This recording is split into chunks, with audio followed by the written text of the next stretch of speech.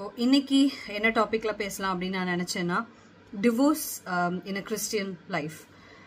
So Christian marriage between two believers. So விசுவாசிங்க ஒரு ஆண் ஒரு பெண் திருமணம் ஆகும்போது அவங்களோட லைஃப்ல இந்த டிவோர்ஸ் அப்படின்ற கான்செப்ட் வந்து எப்படி ஒர்க் ஆகும் அப்படின்றது. ஸோ நான் வந்து இப்போ என்னோட வீடியோ ஃபாலோ பண்றீங்கன்னா உங்களுக்கு தெரிஞ்சிருக்கும். ஐ எம் மேரிட் அண்ட் ஒரு 8 years ஆகுது ஆல்மோஸ்ட் எனக்கு கல்யாணம் ஆகி. அண்ட் ஆனால் இந்த டாபிக்னு வரும்போது நானும் கொஞ்சம் பிப்ளிக்கல் ரெஃபரன்ஸ்லாம் கொஞ்சம் சர்ச் பண்ணி நான் கொஞ்சம் ப்ரிப்பேர் பண்ணி தான் பை காட்ஸ் கிரேஸ் இதை பற்றி நான் பேசலாம் அப்படின்னு நான் நினச்சேன். அண்ட் இது இப்போ நம்ம ஊரில் ஆல்ரெடி இப்போ ஒரு ஹாட் டாப்பிக்காக வேற போயிட்டு இருக்கு. ஸோ இதுல வந்து உலக பிரகாரமான மேரேஜ் அண்ட் டிவோர்ஸ் அந்த ப்ராசஸ் அது எல்லாமே வேற. But when it comes to believers நமக்கு ஆண்டவர் என்ன சொல்லியிருக்காரு, நமக்கு வந்து வேதத்துல என்ன குறிப்பிடப்பட்டிருக்கு அப்படின்றதா நமக்கு முக்கியம். அதனால நம்மளோட பிப்ளிக்கல் ஸ்டாண்டர்ட்ஸ் என்ன when it comes to divorce and marriage life அப்படின்றத பத்தி தான் இந்த வீடியோல நான் பேச போறேன். அண்ட் அஃப்கோர்ஸ் என்னோட ப்ராக்டிக்கல் லைஃப்லயும் நான் கத்துக்கிற விஷயம், நான் கோ த்ரூ பண்ற விஷயம், அந்த மாதிரி சின்ன சின்ன டீடைல்ஸ் கூட நான் ஷேர் பண்றேன். ஸோ முதல்ல டிவோர்ஸ் பத்தி பைபிள்ல என்ன குறிப்பிடப்பட்டிருக்கு அப்படின்னு நான் தேடி பார்க்கும்போது மத்தேயுல 5வது அதிகாரம் 31-32 வசனத்துல வந்து ஆண்டவர் அதை பத்தி குறிப்பிட்டிருக்காரு. ஸோ ஒரிஜினலி இந்த மேரேஜ் அப்படின்ற ஒரு கான்செப்டே, திருமணம்ன்ற கான்செப்டே it has to be between one man and one woman, ஒரு ஆண் ஒரு பெண். இந்த திருமணம்ன்றது காடோட ஒரிஜினல் பிளான், ஒரு கமிட்மெண்ட், ஒரு அக்ரிமெண்ட். இதுக்குள்ள ஒரு ஆணும் பெண்ணும் ஒரு லைஃப் லாங் ரிலேஷன்ஷிப்ல இருக்கணும், ஒரு கமிட்மெண்டோட இருக்கணும் அப்படின்றதுதான் காடோட ஒரிஜினல் பிளான். அப்படிதான் ஆண்டவர் வந்து இணைக்கிறாரு ஒரு ஆணையும் பெண்ணையும். So that's how marriages work. And இந்த மேரேஜ் அப்படின்ற இதுக்கான இன்டென்ஷன் கடவுளுக்கு என்ன இருக்குன்னா, ஒரு லைஃப் லாங் கமிட்மெண்ட்ல 2 பேர் ஒன்னா இருக்கணும், யுனைடடா இருக்கணும் அப்படின்றதான் ஆண்டவரோட இன்டென்ஷன். எதுக்காக இந்த மேரேஜ் அப்படின்ற ஒரு விஷயத்த ஆண்டவர் கொண்டு வராரு அப்படின்றது.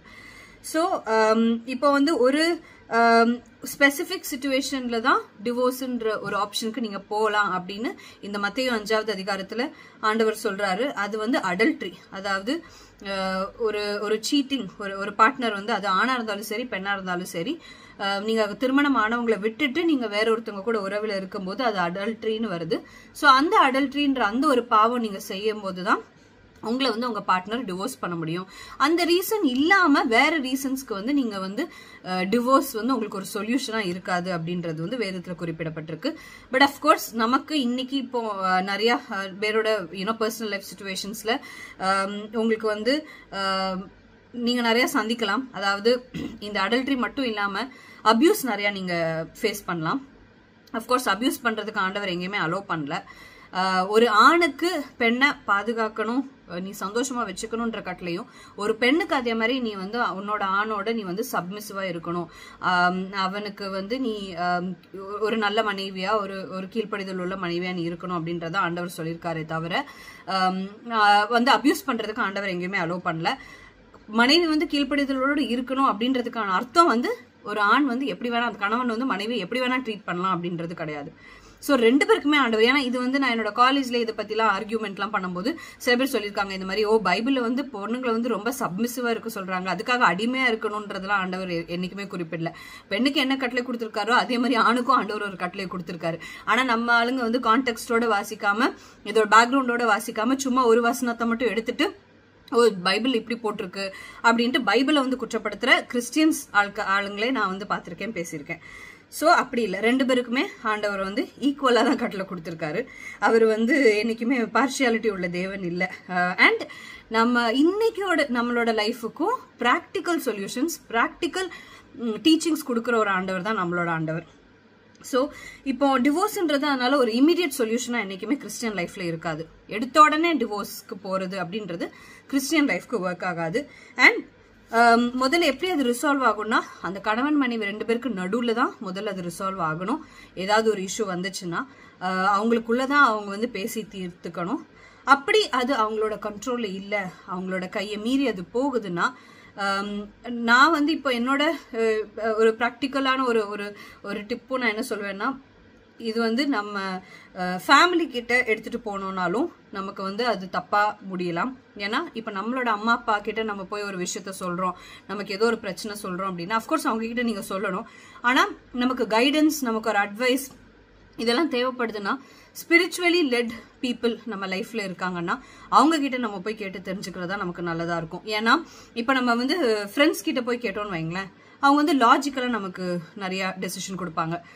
நீ வந்து இது பண்ணு, அது பண்ணு, இப்படி பண்ணா அப்படி ஆகும், அப்படி பண்ணா இப்படி ஆகும்னு அவங்களால லாஜிக்கலா அவங்க நமக்கு வந்து ஐடியாஸ், அட்வைசஸ் கொடுக்க முடியும். அதே நம்மளோட பேரண்ட்ஸ் கிட்ட போய் நம்ம ஒரு பிரச்சனை போய் நின்னோம்னு வைங்களேன், நம்ம மேரேஜ் லைஃப்ல ஏதோ ஒரு பிரச்சனை நடக்குது அப்படின்னு, அவங்களோட டெசிஷன் எல்லாமே ரொம்ப எமோஷனலி எடுக்கிற டெசிஷனா இருக்கும். ஏன்னா அஃப்கோர்ஸ் இதுல வந்து அவங்கள நம்ம குறை சொல்ல முடியாது. நம்ம அம்மானா நமக்கு தான் சப்போர்ட் பண்ணுவாங்க, கணவரோட அம்மானா அவங்களுக்கு தான் சப்போர்ட் பண்ணுவாங்க. ஏன்னா அவங்களுக்கு அவங்களோட பிள்ளை, அவங்களோட பிள்ளையோட லைஃப், அவங்களோட பிள்ளையோட ஃபீலிங்ஸ், அவங்க சொந்த பிள்ளையோட எமோஷன்ஸ், இதுதான் அவங்களுக்கு பெருசா இருக்கும். ஸோ அது இமோஷனலி லெட் டெசிஷன்ஸா இருக்கும். அதுவும் ஆபத்தான ஒரு விஷயம். இது வந்து அவங்கள நான் தப்பா சொல்லலை, அவங்க கிட்ட நீங்க சொல்லக்கூடாதுன்னு நான் சொல்லலை. ஆனா முக்கால்வாசி அந்த டெசிஷன்ஸ் வந்து இமோஷனலி எடுக்கிற டெசிஷன்ஸா தான் இருக்கும். அதே இது ஒரு ஸ்பிரிச்சுவலி லெட் பர்சன் நமக்கு இருக்காங்க, நம்ம லைஃப்ல இருக்காங்க, ஒரு எல்டர், ஒரு மூத்தவங்க, அது வந்து சர்ச்சுக்குள்ள இருக்கலாம், சர்ச்ல இருக்கிற எல்டரா இருக்கலாம், இல்ல பாஸ்டரா இருக்கலாம், இல்ல உங்களோட லைஃப்ல உங்களுக்கு தெரிஞ்ச ஒரு நல்ல ஸ்பிரிச்சுவலி லெட் ஒரு பர்சன் இருக்காங்க அப்படின்னா, ஒரு மென்டரா இருக்காங்க, ஒரு தெரிஞ்சவங்களா இருக்காங்க அப்படின்னா, அவங்க கிட்ட நீங்க வந்து பிப்ளிக்கலா இதுக்கு வந்து நீங்க கைடன்ஸ் கேட்டு, நீங்க கவுன்சிலிங் கேட்டு, நீங்க அந்த பிரச்சனையை முதல்ல ரிசால்வ் பண்ண பார்க்கணும். ஸோ ஸ்பிரிச்சுவலி லெட் ஒரு கைடன்ஸ் அண்ட் கவுன்சிலிங் அப்படின்றது தான் ரொம்ப ரொம்ப முக்கியமானது. நம்ம ஆண்டவர்கிட்ட டைரக்டாவும் கேட்கணும். ஆண்டவர் வந்து நமக்கு ஒன்று, என்னோட எக்ஸ்பீரியன்ஸ் வச்சு ஆண்டவர் ஒன்று நமக்கு வசனத்தின் மூலமா நம்ம கிட்ட பேசிடுவாரு. கண்டிப்பா நம்ம அவரை நம்பி அவர்கிட்ட ஒரு பிரச்சனையை கொண்டு போறோம்னா கண்டிப்பா அவரோட வார்த்தையின் மூலமா நம்ம கிட்ட பேசிடுவாரு. இல்லைன்னா அவரோட ஊழியக்காரர்கள் மூலமா நம்ம கிட்ட ஆண்டவர் வந்து கண்டிப்பா பேசுவாரு.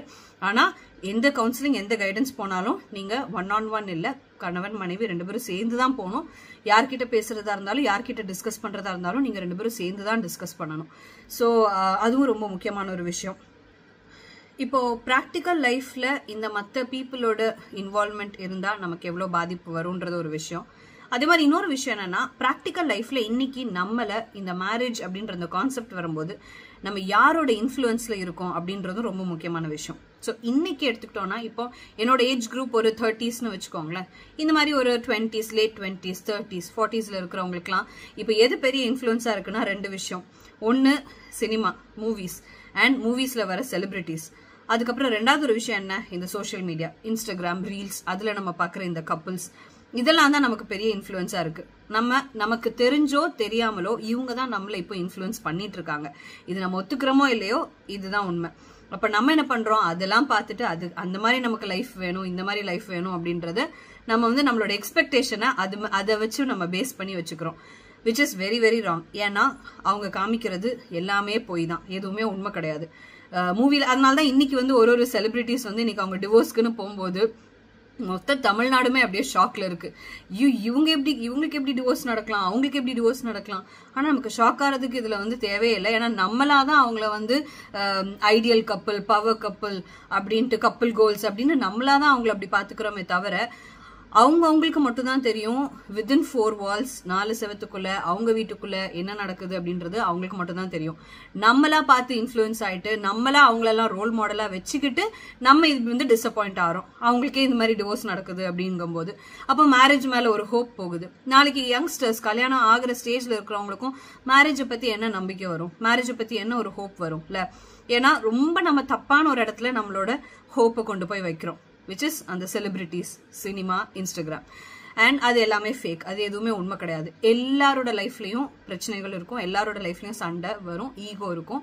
இது வந்து கிறிஸ்டியன்ஸா இருந்தாலும் சரி, இல்லைனாலும் சரி. இப்போ ஸோ நம்ம கிறிஸ்டியன் லைஃப் பத்தி நம்ம இப்போ மெயினா பேசலாம். ஸோ நமக்கு யாரு அப்போ ரோல் மாடலா இருக்கணும், நம்ம யாரை பார்த்து இன்ஃப்ளூயன்ஸ் ஆகணும் அப்படின்னா, the one and only Jesus Christ. அவர் மட்டும் தான் நமக்கு ரோல் மாடலா இருக்க முடியும் for us to lead a successful marriage.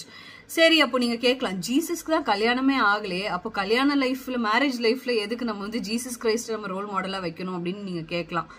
So அதுக்கு நான் பதில் சொல்றேன். எஸ், ஜீசஸ் கிரைஸ்ட் அவர் வந்து இந்த உலக பிரகாரமான ஒரு கல்யாணம், ஒரு திருமணம்ன்றது அவர் பண்ணிக்கல. அவர் ஆண்டவர், அவரை நம்மள he's a God, so he doesn't need it. So அவர் அந்த மாதிரி ஒரு கல்யாணம் அவர் பண்ணிக்கல. ஆனா இன்னைக்கும் நம்மளோட இந்த 2025ல நம்ம ஒரு மேரிட் லைஃப்ல இருக்கோம்னா, இன்னைக்கு தேவையான டீச்சிங்ஸும் நமக்கு அவர்கிட்ட இருந்து கிடைக்கும். என்ன அவர் மெயினா எதை ஃபோக்கஸ் பண்றாரு, நம்மளுடைய ஆண்டவர் அன்பை பத்தி பேசுறாரு. அன்புக்கு அவர் என்ன எக்ஸாம்பிள் சொல்றாரு, நீ வந்து என்னோட பிரதான கட்டளையே நீ வந்து அன்பு செலுத்தணும் அப்படின்னு சொல்றாரு. ரெண்டாவது என்ன மன்னிப்பு சொல்றாரு. நீ 7 தடவை இல்ல 70 தடவை நீ மன்னிக்கணும் அப்படின்னு சொல்றாரு. அதுக்கப்புறம் நீ செல்ஃப்லெஸ்ஸா இருக்கணும்னு சொல்றாரு. நீ உன்னோட சுயத்தையே நீ வந்து பிடிச்சிட்டு இருக்காம நீ மத்தவங்களை, அதாவது மத்தவங்க உனக்கு என்ன பண்ணணும்னு நீ நினைக்கிறியோ அதையே நீ மத்தவங்களுக்கு பண்ணுன்றாரு. இந்த மாதிரி இதெல்லாம் ஃபண்டமெண்டல், இதெல்லாம் பேசிக். இதெல்லாம் நம்ம ஃபாலோ பண்ணாலே நம்ம ஒருத்தங்க மேல ரொம்ப அளவுக்கு அதிகமா நம்ம பழி வாங்குறதோ நம்ம கிரட்ஜோ நம்ம இருதயத்துல பகையோ வைக்க முடியாது.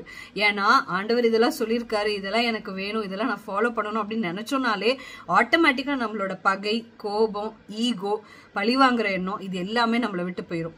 இது எல்லாம் போச்சுனாலே அந்த இடத்துல சமாதானம்னு ஒரு விஷயம் இருக்கும். சண்டை வருமா வராதான்னா அஃப்கோர்ஸ் சண்டை வரும். நானும் இப்போ ஒரு மேரிட் லைஃப்ல தான் இருக்கேன். ஸோ வீடியோக்காக பேசாம பிராக்டிக்கலா சொல்லணும்னா சண்டை வந்துகிட்டே தான் இருக்கும், பிரச்சனைகள் வந்துட்டே தான் இருக்கும், நமக்கு சேலஞ்சஸ் வந்துட்டே தான் இருக்கும். ஏன்னா நம்ம வாழ்ற உலகமும் அப்படி, நம்மளோட மாம்சமும் அப்படி. ஸோ உலகத்தை மட்டும் நம்ம பிளேம் பண்ண முடியாது. நம்மளோட சுயம், நம்மளோட மாம்சம்னு ஒன்று இருக்கு. இதை நம்ம day to day over come பண்ணி வந்தாதான் நம்மளால சந்தோஷமா சமாதானமா ஒருத்தவங்க கூட நம்ம வாழ முடியும். இது நம்மளோட சுயத்தினால முடியுமானா 101% முடியாது. ஏன்னா நம்மளோட சுயத்துக்குள்ள இதெல்லாம் இருக்கு.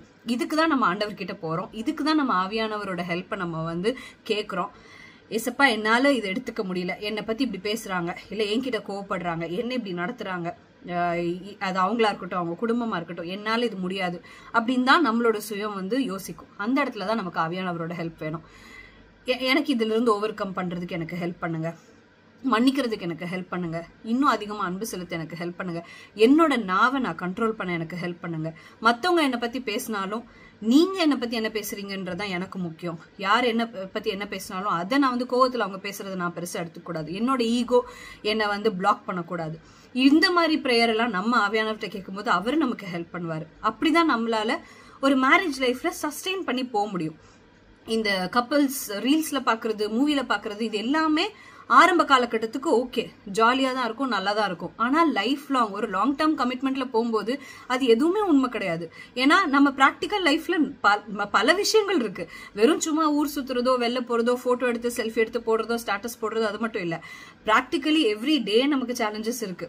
அது வந்து பொருளாதார விஷயமா இருக்கலாம், பிள்ளைங்களோட விஷயமா இருக்கலாம், கணவன் மனைவிக்குள்ள உள்ள அண்டர்ஸ்டாண்டிங்காவே இருக்கலாம், குடும்பத்தோட தலையீடா இருக்கலாம், இப்படி பல விஷயங்கள் இருக்கு. ஸோ அதுக்கெல்லாம் நமக்கு பிராக்டிக்கலி நமக்கு கைடன்ஸ் வேணும்னா we have to just look up to Christ.